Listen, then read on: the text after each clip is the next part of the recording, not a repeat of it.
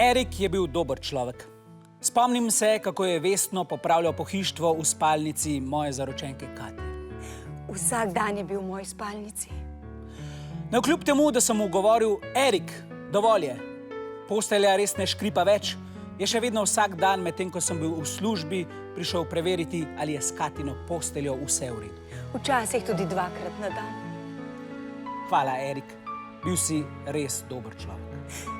Hvala, Erik. Bil si res dober. Doktor Ifigeni, prosim. Erika sem dobro poznal. Spomnim se, ko je pred enim mesecem stopil v mojo ordinacijo in rekel: doktor Ifigeni, dober dan. In jaz sem odgovoril: kdo si ti? Doktor Ifigeni, kako lep spomin. Hvala, res sem se potrudil. Hvala. Sedaj pa bo nekaj besed spregovoril še Erikov zlobni brat dvojček, Derek. Derek.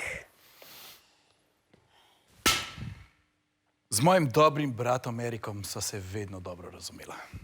Spomnim se, ko sva bila otroka in se je on igral s svojo barbiko. Jaz pa sem ji zakuril lase. Zato Erik ni maral mesa z žara.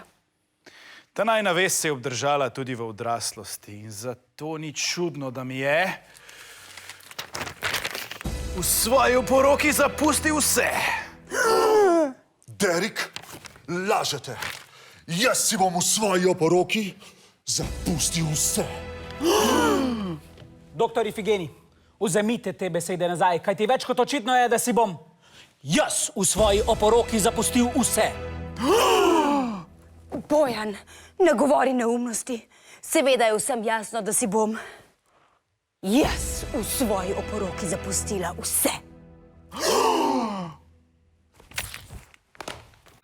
Le kaj se bo zgodilo v naslednjem delu Luže ljubezni? Se bosta Bojan in Katja končno poročila? Bo Erikov zlobni brat dvojček Derek naredil nekaj zelo, zelo zlobnega?